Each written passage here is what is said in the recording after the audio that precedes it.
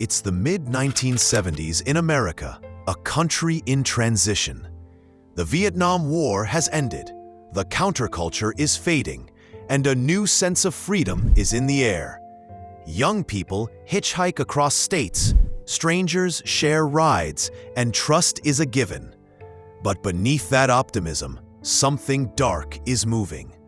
A man who looked like the boy next door, handsome, educated, polite, was hunting. By the time the country realized who he was, dozens of young women were already gone. His name was Ted Bundy. And this is the story of how one of the most notorious serial killers in history fooled everyone until it was far too late. Before we dive in, if you're drawn to uncovering the darkest corners of true crime, make sure you subscribe to this channel. It helps us bring you more stories the world should never forget. November 24th, 1946. Theodore Robert Cowell is born in Burlington, Vermont. His mother, Eleanor Louise Cowell, is unmarried and just 22. To avoid scandal, she claims Ted is her younger brother, and he's raised by his grandparents. This early deception plants the first seeds of secrecy in his life. By the 1960s, Ted is living in Washington State, studying psychology at the University of Washington. He's intelligent, articulate, and politically active. He works at a suicide hotline alongside crime writer Anne Rule, who would later write the definitive book on him, The Stranger Beside Me. To friends, he's ambitious and charming, but behind that smile is a predator.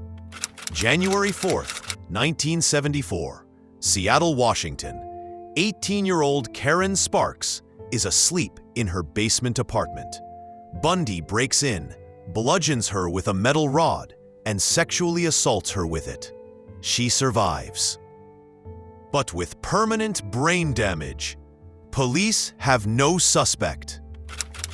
February 1st, 1974, 21-year-old Linda Ann Healy disappears from her home. Her bed is neatly made, her pillowcase and clothes missing. She's a University of Washington student, bright and popular. She will never be seen alive again. Over the next 6 months, more young women vanish. Donna Manson in March, Susan Rancourt in April, Roberta Parks in May, Brenda Ball in June, Georgianne Hawkins also in June. All are young, attractive, with long hair parted in the middle. Witnesses describe a man with an arm in a sling or leg in a cast, asking for help loading something into a tan Volkswagen Beetle. It's a ruse, one that works again and again. July 14th, 1974, Lake Sammamish State Park. Thousands enjoy the summer sun when a man calling himself Ted approaches multiple women, asking for help with his sailboat. By the end of the day, 2 women, Janice Ott and Denise Nasland, are gone. Bundy later admits he abducted them hours apart, forcing one to watch as he murdered the other. The boldness of the crime shocks investigators. For the first time, they have a name, Ted, and a description. But still, he slips away. Fall 1974, Bundy moves to Utah for law school. The murders follow him. October 18th, 1974, Melissa Smith, the 17-year-old daughter of a police chief, disappears. Her body is found days later, beaten, raped, strangled. November 8th, 1974, Carol DeRanche is approached by a man claiming to be a police officer. He lures her to his car, handcuffs her, but she escapes. Her testimony will later be key.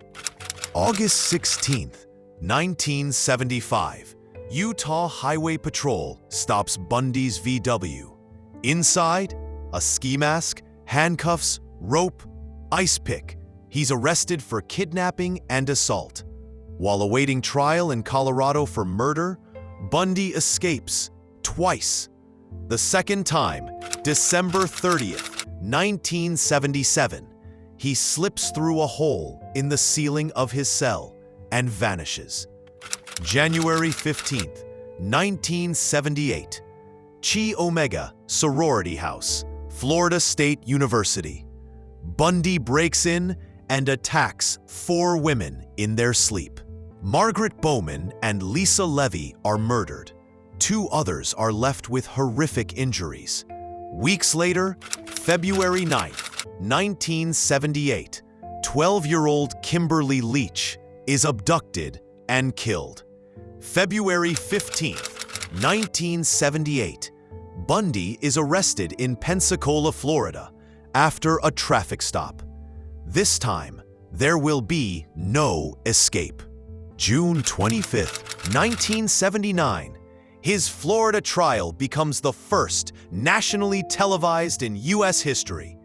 Acting as his own attorney, Bundy smiles for cameras, cross-examines witnesses, and plays to the crowd. He's convicted of the Chi Omega murders and sentenced to death. February 10th, 1980, another death sentence for Kimberly Leach's murder. In the days before his execution, Bundy confesses to 30 murders across 7 states. Though the real number may be higher, he describes in chilling detail how he lured, attacked, and disposed of his victims. January 24th, 1989, Ted Bundy is executed in the electric chair at Florida State Prison. Crowds outside cheer, but for the victims' families, there's no closure, only the haunting knowledge of what he took. Bundy's case changes how America understands serial killers, inspiring new profiling techniques and leaving behind a chilling truth. Evil doesn't always look like a monster. Sometimes it looks like the man next door. If you found this deep dive into one of history's most disturbing cases compelling, subscribe to our channel, because remembering is the only way to make sure history doesn't repeat itself.